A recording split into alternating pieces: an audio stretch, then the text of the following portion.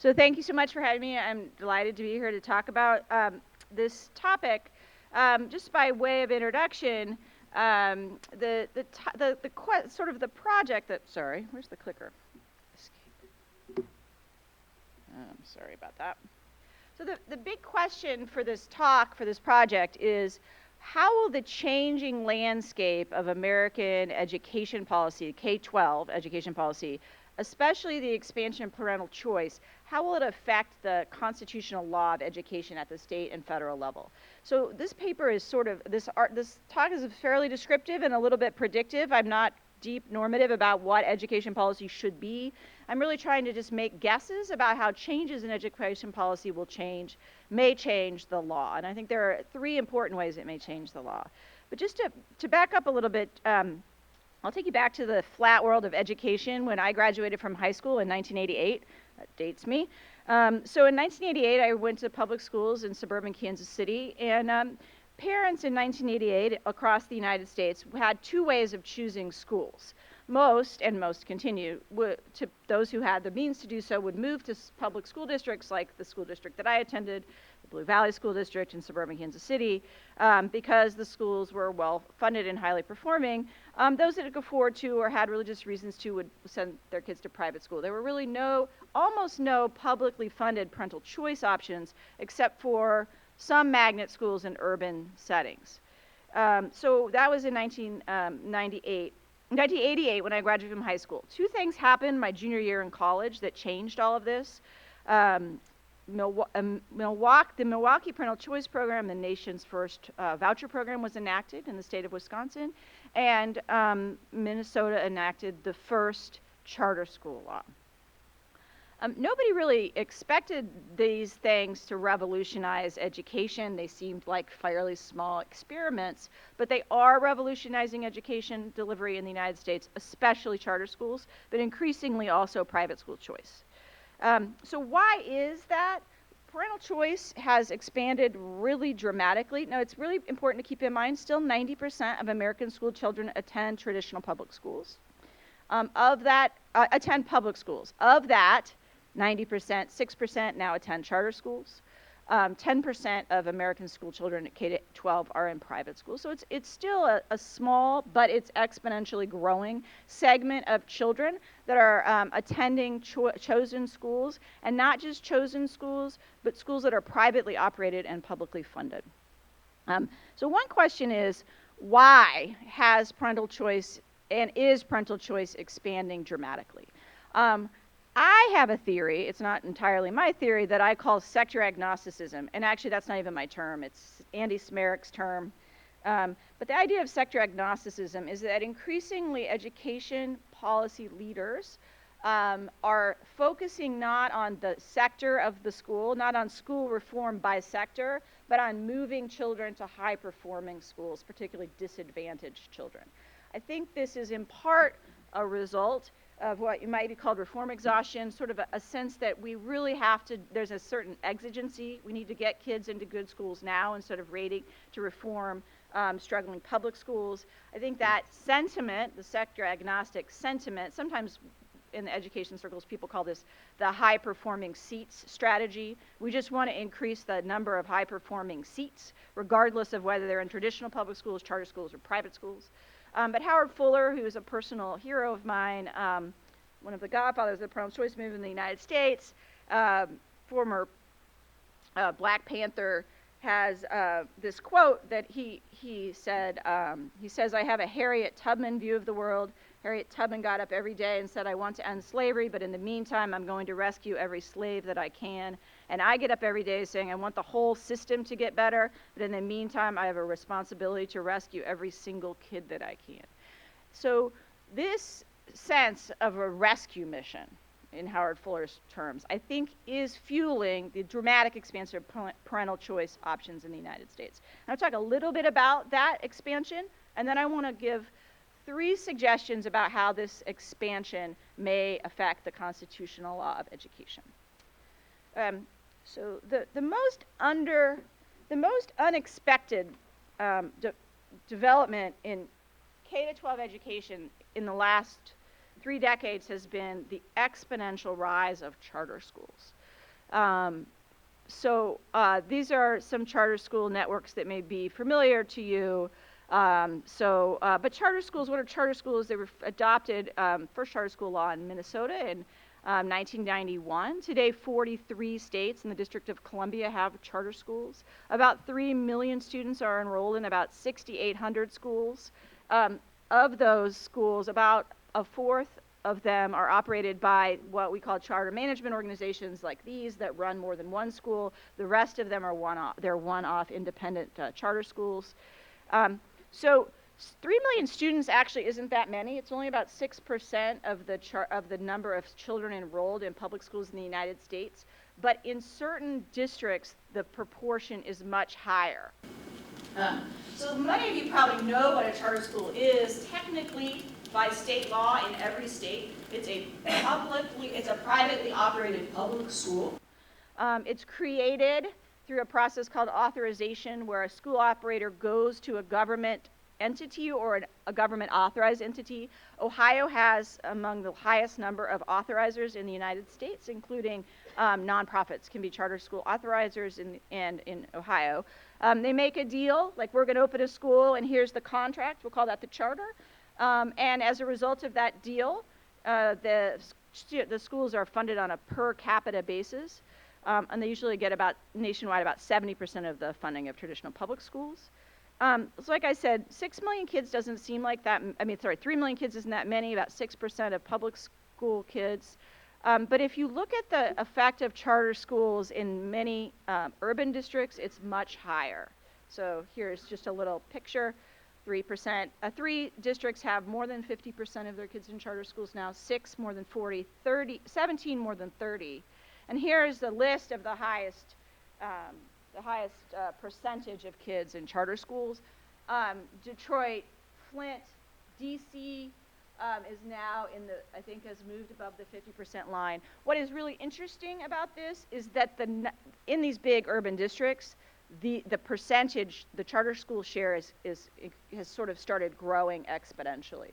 So in Blue Valley, Unified School District in suburban Kansas City, charter schools are irrelevant, completely irrelevant. But in the District of Columbia and in New Orleans, almost every kid goes to charter school. In Detroit, they are not irrelevant. They are increasingly the majority public education provider in the United States. And what's interesting about them is that they're privately operated. This is a different way of looking at it. This is the number of kids by district. So how many kids are in these school districts? I looked it up this morning, about 125,000 children in the state of Ohio attend charter schools. So that's charter schools. And charter schools are a surprise because when charter schools were first enacted, no one would have expected that they would become the primary driver of parental choice in the United States. Vouchers, or private school choice, had a much longer much longer intellectual and historical pedigree, arguably dating to the 19th century, when Catholic bishops began demanding funding for Catholic schools on equality grounds. Modern day, quote, vouchers were first proposed by Nobel laureate Milton Friedman in 1955. And what's interesting is, I just said to you that, so the current sort of thinking about why we need private school, why do we need school choice is, again, it's a rescue mission. It's about getting kids in good schools. But Milton Friedman's, that wasn't his justification at all. He was a libertarian. He was very free market. We need private school choice to incentivize public schools to perform better. That has virtually drifted off as a justification for parental choice, although there's a significant amount of evidence that he was right. But in part because of this new, more inclusive, more social justice oriented, I believe, message about private school choice, which is also fully embraced by charter schools proponents. Large numbers of states are enacting private school choice programs. It's actually not well known. Even I'm a Catholic, I give talks to bishops, and you'll say, do you know that half of states have private school choice? And they will say, no, they don't. Okay, they do. So about half of states have private school choice. They come in different flavors, and many of these programs are very small. Ohio is an exception. So vouchers are the traditional method of private school choice that most of you probably have heard of. It's essentially a scholarship. So in Indiana, where I live, in my kid's school, St. Joe Grade School, if a child that is income qualified shows up in school, they get $5,000-ish in the form of a scholarship from the state. 15 states have voucher programs. 18 states have what we call scholarship tax credit programs. Those programs incentivize donations to private scholarship funds. So you get a tax credit, not just a tax deduction, but a tax credit for giving money to an organization that provides scholarships for poor kids. The largest parental choice program and private school choice program in the country is in Florida. It's about a $600 million tax credit scholarship program. So 18 states, including most recently, and some of us can't believe it actually happened in the state, as red as Illinois, but most recently, 2 weeks ago, in the state of Illinois, has a scholarship tax credit. A few states have this device called education savings accounts, which essentially gives poor children money that the state would spend on them, and they can use it anywhere they want: public school, private school, charter school, tutoring, save it for college. And if 2 states have individualized tax credits, so you can actually pay money, pay your kids' tuition and get a tax credit back. Depending on what you count. They don't actually do any good. So about 350,000 students participated in these programs in 2015, which you would notice it's about 1/10 of charter schools' participation. Pretty small. Ohio has one of the largest numbers of participants, about 40,000 children, compared to 220,000 kids in charter schools, I think. Okay. So that's sort of sector agnosticism. That's the landscape of parental choice policy in the United States. Happy to take more questions about that. I think the important point as far as education policy goes is in terms of predictive trends is I think that these things will continue to grow. Charter schools market share is such that you cannot shut the charter schools down in DC if you got 53% of the kids in charter schools. And if you see a state like Illinois getting private school choice, I think it's a harbinger that these programs will continue to grow. Charter schools will make the biggest difference. I think private school choice programs will always be a relatively small segment of the education world, the education funding world. The money for private school choice, compared to about 70% for charter schools, private school choices of public school funding is usually less than 30%. So it's a much smaller amount. Okay, so that's sort of my description, and now I'm going to move into my prediction. So I started thinking about charter schools and private school choice and their commonalities when I was writing a book that Professor Strang mentioned about Catholic school closures in Chicago and Philadelphia. And I started wondering, why is it, besides historical reasons, that the constitutional law of education treats these entities so differently? Charter schools are considered and treated as public schools with some significant consequences in every state law, but they don't look like public schools. They look a lot more like private schools. In fact, they look a lot like private schools participating in parental choice programs. Why? In what ways do they look like them? Well, first of all, they are almost all privately operated. Most states require the operators to be nonprofit. A few states, including your neighbor Michigan, allow for-profit operators. And they are privately operated and publicly funded. Charter schools are completely publicly funded. Private schools participating in private school choice, less so. They may usually have a mix of private and public funding. The public funds follows the child to the school of the parent's choice. And they are exempt from many state education regulations, less so for charter schools, but still significantly so, and even more significantly so for private school choice, private schools participating in voucher or tax credit programs. So the question in my mind, and the question I started thinking about when I wrote this book several years ago is, so is it right to treat charter schools as privately operated public schools, which is the way the law currently treats them, or should we treat them as publicly funded private schools, which is the way the law treats the Catholic schools in Toledo that get vouchers. So that's the question I started thinking about, and then I started asking myself, well, why would that matter? If charter schools are publicly funded private schools instead of privately operated public schools, who cares? And specifically, why would the law care? And I think the law would care for 3 reasons, and I'll go through these 3. I see we have federal judges in the audience, so now I'm getting nervous. So the first is this really kind of in the weeds thing that the law calls the state action doctrine. Okay, so you know what the state action doctrine is? So the Constitution does not apply to you. It applies to the University of Toledo.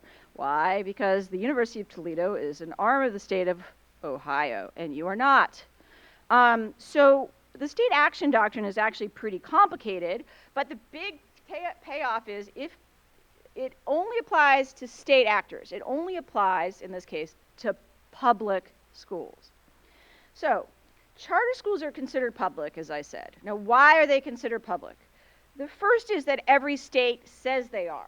Every state, I looked at most of the laws until I got bored.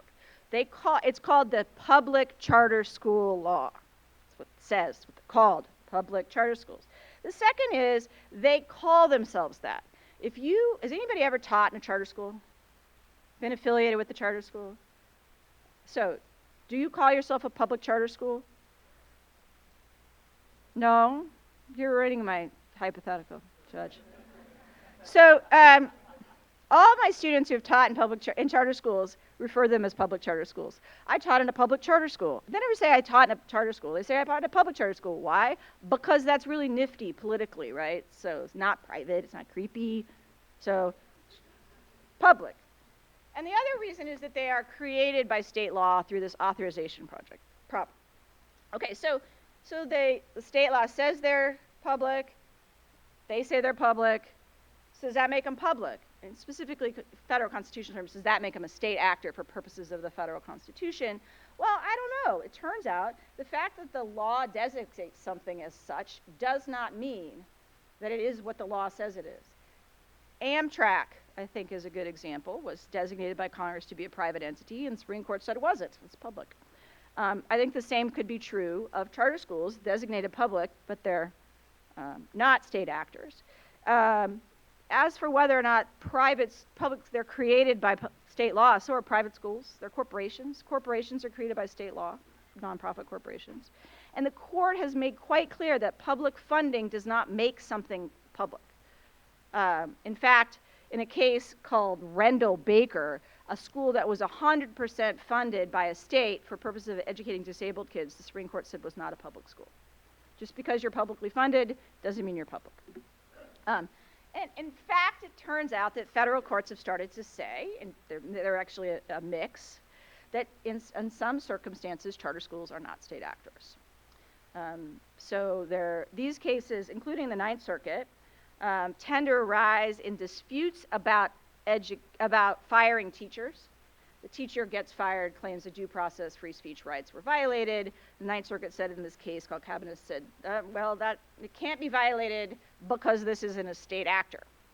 So why does that matter? Well, it's going to matter in a second when I talk about religious charter schools, but it matters a lot because I teach education law. I taught the Fourth Amendment just Tuesday, locker searches, drug tests, and all that fun stuff. And the Fourth Amendment doesn't apply to a private school. And it doesn't apply to a charter school if the charter school is not a state actor. Neither does the First Amendment, neither does due process clause. By the way, teachers and students always lose those cases, so it may not matter that much, but conceptually it's a really big deal. Okay, so that's reason number one. Charter schools may not be subject to certain constitutional provisions if they're not public. Second one, and the one that I'm most interested in, is the possibility of religious charter schools. So charter schools must be secular. So this is, why do they have to be secular? This is an example of a school that I could find that crosses close to the secular line. So there's a new charter school a couple years ago in Detroit. It's a Chaldean charter school. It is founded by this guy who happens to be the best friend of one of my students. That's how I know about it. Students are always the best information sources. And it teaches the children, the Detroit children of Chaldean background and others who are interested about Chaldean culture. It has to be a secular school. It can teach about Chaldean culture, but it cannot teach the Chaldean religion. What's interesting particularly about this school is, as far as I know, Chaldean is basically a religion, so it's really close to the line. But there are Hebrew-themed charter schools, there are Arab-themed charter schools, but they must be secular. You can teach Hebrew, but you can't teach Judaism. And when Catholic schools, when dioceses, bishops occasionally have decided to, rather than close Catholic schools, they've decided to convert them to charter schools, they have to get rid of religion. They get rid of, the crucifixes come down and you don't have religion class. You can have values and all kinds of other things, but you can't be religious and you can't be run by the church. A few years ago, Indianapolis, Archdiocese of Indianapolis closed 3 Catholic schools, turned them into charter schools. My favorite one, for those of you who are Catholic, was that St. Anthony became the Padua Academy. And the following year, Indiana enacts school vouchers. Get a new archbishop. The archbishop says, "Why are we running charter schools?" Well, we didn't used to have school vouchers, and so he says, "All right, we want them back." So now they turn them back. St. Padua Academy is now St. Anthony, and it's actually partnered with the University of Notre Dame ACE Academy, where our goals are college and heaven. That's impossible in a charter school. Okay, so why can't a charter school be religious? The first is that state law says they can't, and that's a pretty big one. The second is because this court assumes that they are public schools, and public schools must be secular. But I just got through saying they might not be public schools, in which case that is really in tension. The third is kind of in the weeds, but the reason that vouchers can go to private religious schools is because the theory is that the parent is the decision maker, not the government. Historically, because of the process of authorization, it has been thought that the government is the one deciding to fund a charter school by creating it. I think that's a close call now, because they do look a lot like the parents, the decision maker. The money comes when the kid shows up. So the big question, there are 2 big questions, is it unconstitutional to have a religious charter school? I don't know. If the case came up to the Supreme Court, let's say Ohio says you can have religious charter schools, and that someone sues, which would take about 16 seconds, would the court say, the current court, say it was unconstitutional, a violation of the Establishment Clause, to have a religious charter school? I actually think it's better than 50-50 it would not. It would say it was okay. The second big question is, well, if the state law says that they must be secular and they don't have to be secular, is that itself unconstitutional?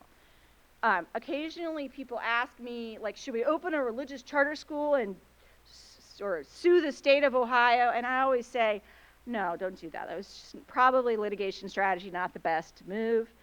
But it is kind of an open question. The reason is, if the state law says it's secular, it has to be secular unless that law is unconstitutional. You have to challenge the law saying it's secular. I think that's a harder slog than if the other way around.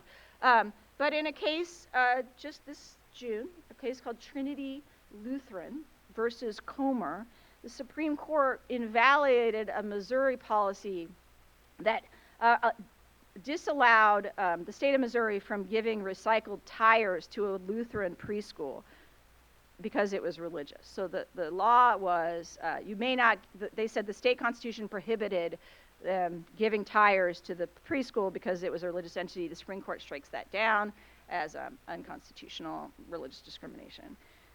So that's out there. We just don't know what's going to happen about those religious discrimination things. It's a much bigger stretch. I'm going to skip that picture. Okay.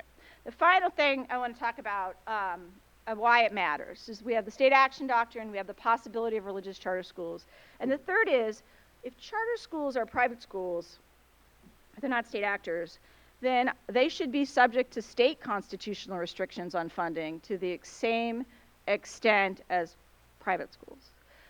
A lot of states have restrictions on funding. The most famous are called Blaine Amendments. Blaine Amendments were anti-Catholic provisions from the 19th century that prohibited the public funding of, quote, sectarian schools. It's quite clear that these were designed to keep public funds away from Catholic schools. This is my favorite cartoon. It is a picture of a Thomas Nast cartoon from 1874. Okay, so this is a famous cartoon by Thomas Nast. I have it in my office. So in case you're wondering, this very heroic man is a public school teacher. He's protecting these children with the Holy Bible from the devouring crocodiles. And if you look very carefully, you will see these are bishops' miters. They're going to eat them. And they're dragging the other teachers off to the gallows. This is the crumbling U.S. public school. And if you could read that, it would say the political Roman Catholic school. So these are Blaine Amendments. They're in 38 states. They prohibit the funding of, in some states, just religious schools, but in some states, all private schools. And to the extent that they prohibit the funding of all private schools, if charter schools are not public schools, then presumably they're bound by them. I talked to Jim Ryan, who's the dean of the Harvard Graduate School of Education, who's also just been named the next president of the University of Virginia. I told him this theory. He said it was the craziest thing he had ever heard. And then, like 2 weeks later, the Washington Supreme Court invalidated its new charter school law because it said the state constitution limits public funding to common schools, and charter schools are not common schools. So that's the third takeaway. As we have a convergence of charter and private schools, and convergence of two kinds of public funding for private operators, we have, I think, three pretty big potential implications for the law of education, two federal constitutional implications, and a third state constitutional implication. So that's all I have.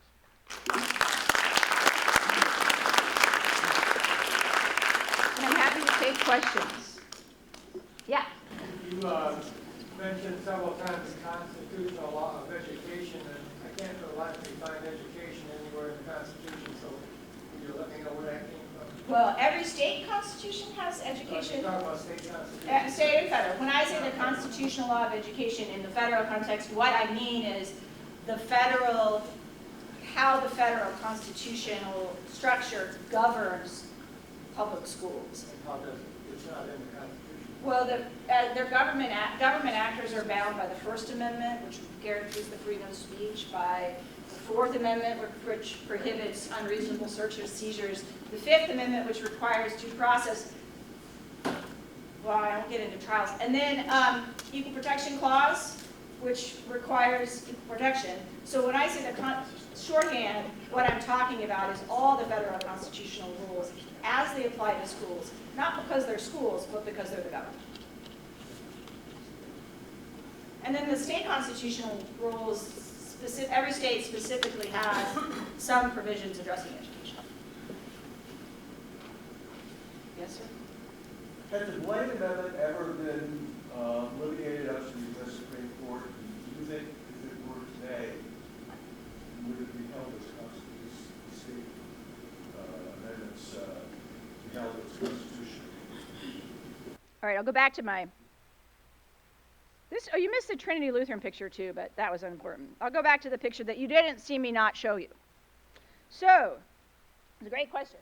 So in this Trinity Lutheran case that I mentioned, the Missouri case, that was a Blaine Amendment case because the state of Missouri had this program that said if you're an educational institution, you can get tires. The Trinity Lutheran school, preschool, won the competition for the tires, and then the state said, but you can't have the tires because you're religious, and the reason you can't have the tires because you're religious is because our state constitution, our Blaine Amendment, prohibits us from giving them to you. So Trinity Lutheran sues. Missouri defends on the grounds that, like, the federal constitution can't make us violate our own constitution. It goes up to the Supreme Court. The Supreme Court says 6-3, I believe, that the federal free exercise clause trumps the state Blaine Amendment. So that is a very important beginning of the question. But what the Trinity Lutheran case doesn't say is, what if we're talking about money and not tires? Not, money and not in-kind subsidies. There was a lot of debate about that right now. There's a footnote in the case that says we're just talking about tires, which is obvious. But anyway, so some people said, well, that means that this wouldn't apply in a Blaine Amendment that was used to prevent vouchers. 3 or 4 days later, the Supreme Court remanded a whole bunch of cases where there'd been school choice funding provisions that had been invalidated on state Blaine Amendment grounds. Now, that doesn't mean anything. It did not, it just sends them back. It just said, reconsidered this ruling on state constitutional grounds in light of the federal ruling. So it has been litigated just now. It has been litigated in one other context too. It hasn't been litigated as this is anti-Catholic discrimination that violates the Equal Protection Clause. There are some cases in lower courts that have raised that claim. I think that's an exceedingly hard claim to make. The big questions that'll come up are when the Blaine Amendment requires discrimination against religious entities. So let me just push you just a little further. We have a Supreme Court, we have 9 justices. Likely there's going to be at least one more change. Could be Ginsburg. If talk about Kennedy retiring. If Trump gets to pick another one, you want to look at the future in your crystal ball as to whether or not what could happen? No. I mean,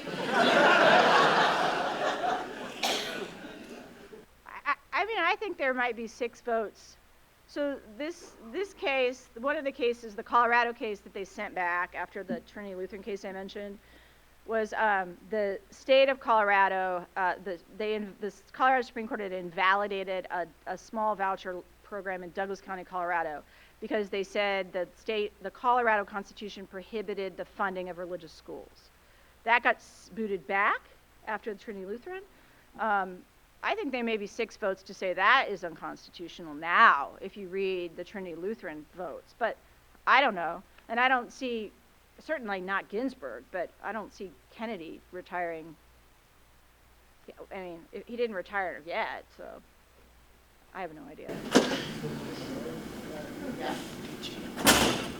So, in your research, do you look at all at the question of whether the whole religious argument and the charter school argument are really, for the most part, about weakening unions, teachers' unions, etc., that are present right now, which have had a typically democratic focus of support more than about really the education of the kids? The reason I ask that is I saw something about John Ehrlichman before he died, saying that back in the Nixon administration, the entire war on drugs was about going after hippies and blacks, not about drugs. So I wonder, under these auspices, what's really going on underneath is a battle about union, basically weakening weakening teachers' union. So to answer your question, do I look at that in my research? The answer is no. I will say 2 things. As far as the fight for vouchers and private school choice, this is a centuries-old fight about the funding of public education in the United States that started in the 1850s and had nothing to do with teachers' unions whatsoever. It had to do with whether or not the Catholic schools would get money when the public schools were Protestant. So on that side, I think that's about a lot of things, but I don't think it's about weakening public teachers' unions.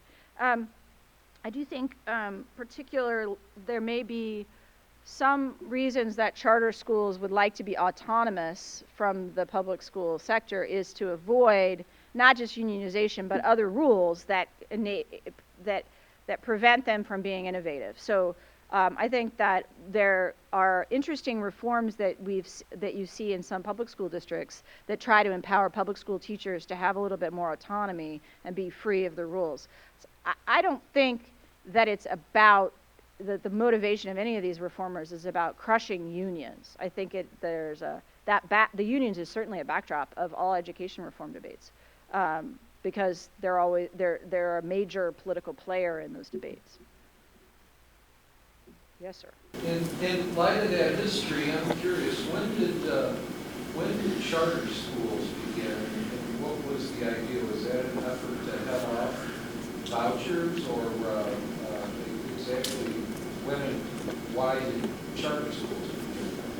So the first charter school law was enacted in 1991 in Minnesota, 1 year after the first voucher law, within 6 months of the first voucher law.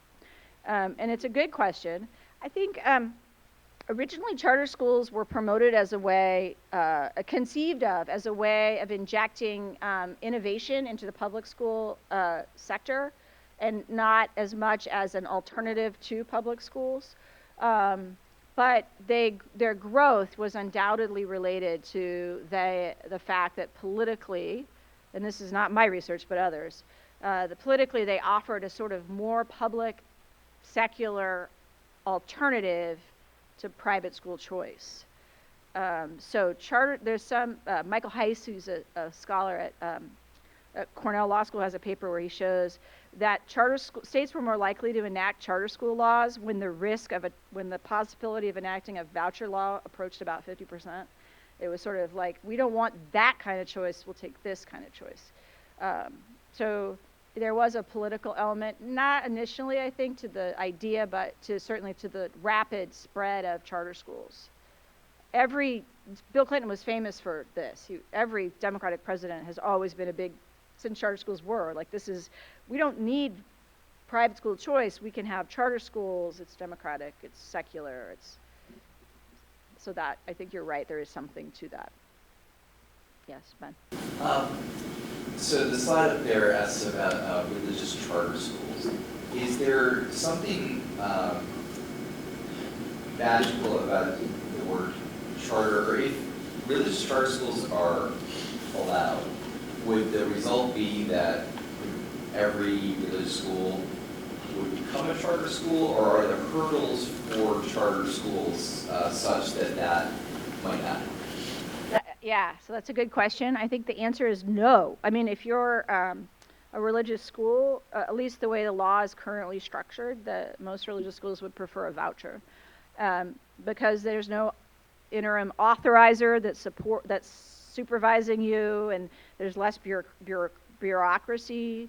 So Indiana, this charter school that was religious, and the religious, then not religious, and then religious again because of a voucher law, that is preferable to the religious school leaders because they don't have to apply to get a charter. They're supervised by the state in the same way. So yeah, not all of them would. I don't actually see it happening that fast. I just think it's sort of a curious thing that we have an artificial structure, right? We have two different ways to get to choice, and one of it is an artifice of constitutional law that is no longer good, and politics. And so now we have three sectors of public funding I don't know if we really need them. I was talking to this Chilean senator. He's the head of the education committee in Chile and Senate. And in Chile, they have 70% of all children are in publicly funded private schools.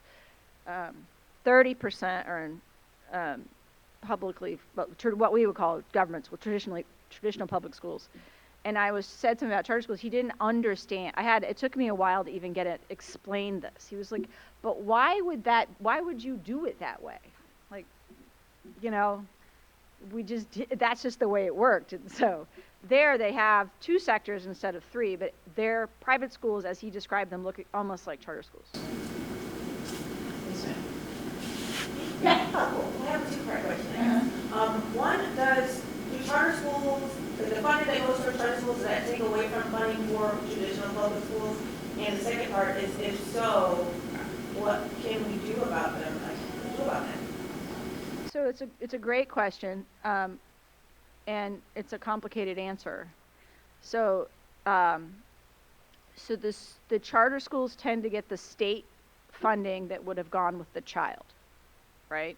So the child goes to the charter school, the funding that the state funding would have gone to the charter school goes to that with that.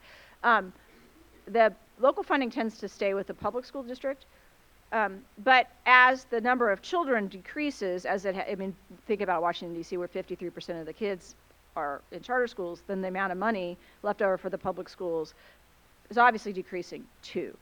And so what can we do about it? I'm actually just my own self in favor of thinking about reform across all three sectors in a way that we're thinking not just let's just have a tax credit, or let's just drop the cap on charter schools, or could we really like a comprehensive reform that would think about all three sectors.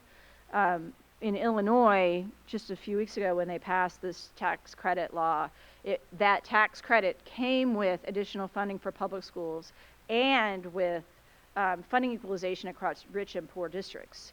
It was part of a package, as well as some more money for the teachers' pensions, which were about ready to go bankrupt.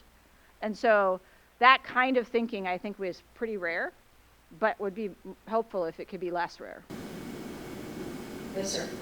First off, professors, thank you for coming in and shedding some light on this topic for us. It's pretty interesting. My curiosity was piqued when I saw some of the percentages. In your studies, did you ever come across the retention percentages for these students? I mean, being a child of a public school teacher, I hear horror stories of a child bouncing from public to charter school back to public. So is there any research done on how these charter schools would retain their students? Yeah, so not surprisingly, that is a very contested argument. So there's certainly, my sister-in-law teaches in Boston Public Schools, will say the same thing. Look, their kids are getting kicked out or counseled out or kept out at the beginning, so and the best students are going. I think that the evidence on whether the best students are going is, it doesn't look like there's a huge amount of selection bias. Whether they're expelling kids or counseling them out in higher numbers is pretty contested. There are some studies that suggest that that is the case.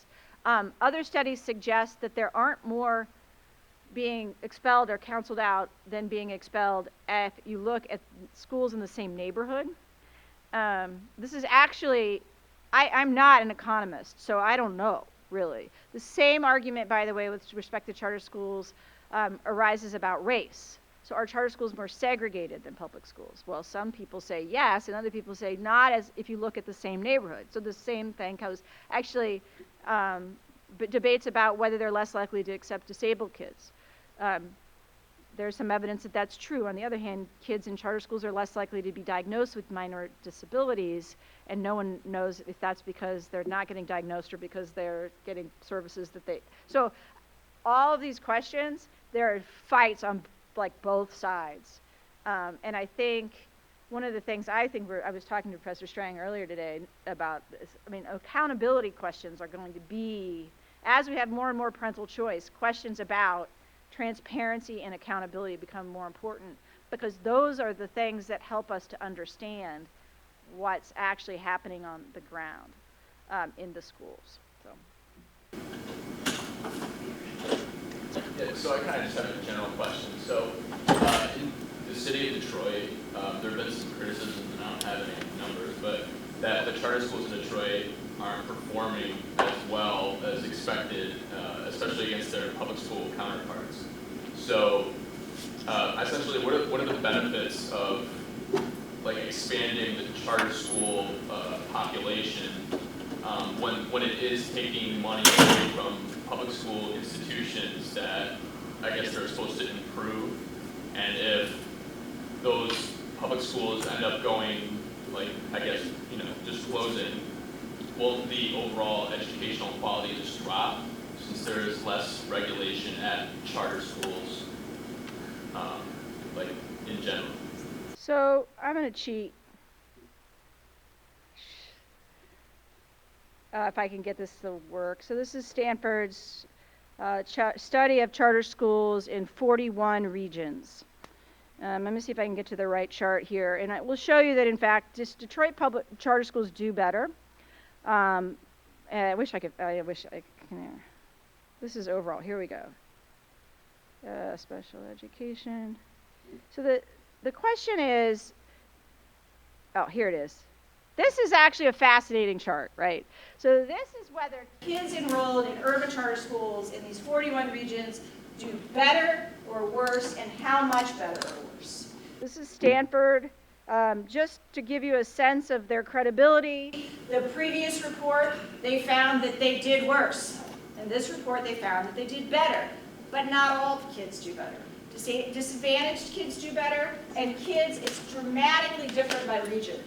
So Boston charter schools clean the clock of traditional public schools, but El Paso, not Fort Worth, Texas, much worse. And yeah.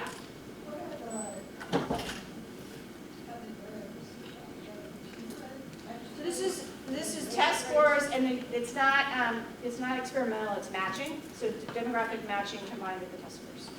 So it is academic. Academic achievement, math and reading. That's all they study. My point is that so Detroit is up there. You'll see it's better, but not tremendously better. So there are some really good charter schools out there and some really bad ones. And there's tremendous variation by region. And there's also variation by demographic. So kids, English language learners do really well in reading. That's a big finding of this study. I do think, though, that your question also raises a question about just general accountability. So what do you do with the schools that are bad? So do you close them? Ohio has a mandatory charter closing law. If you have a persistently underperforming charter school, I don't remember what the year is, and I don't remember what the metric is, but after 5 years or 3 years, 5. You have 5 years and it closes. Many other states expect the authorizers to do the supervision. Some authorizers are good at that. Some authorizers are really bad at it. So one of the big questions is, we want everybody to look like, we want the charter schools to be really good. That's the point. Like Boston is a special place, apparently. They really are doing well in Boston. But, you know, Fort Worth and Phoenix, Las Vegas, they're doing worse. So the law has to decide what to do about persistent underperformers. It's something that law has to do about decide about persistent underperformers with respect to traditional public schools and voucher schools as well. It's a real dilemma. Yeah. Well, let's see, someone who hasn't asked. Did you have a question? Yeah, I did. So to me, it seems like some of this is still a resource issue, right? So it seems to me that wouldn't the need for some of these programs decrease if we just stop tying educational funding to property taxes? How do you feel about that? So that's a great question. I think it's incredibly unjust that kids' quality of education in the United States tends to be distributed by zip code. So I don't know if funding equalization, which I support, would eliminate the need for parental choice, because personally I support parental choice on lots of grounds, including the fact that I believe that parents are the first and best educators of their children, and I think that it's good to empower parents. But I do think the way we have historically distributed public education funds in this country is totally unjust, and we need to think about that. I had a student in my office the other day who wanted to write a paper about why it was a bad idea to criminalize the act of lying about where you live to get into good schools. And I couldn't actually come up with a paper topic because I was like, I don't know then he said, because that's what my mom did. I lived in Houston, and we just lied and said we lived with our aunt, Spring, whatever. I don't know Houston. Nobody should be ever put to that. That shouldn't have to happen. And the fact, we have had a lot more equalization, and it's not just about money either, but I do think you're right that funding is a major concern, and it is not distributed equally. A lot has to do with the wealth of the jurisdiction. Please join me in thanking Professor Garnett.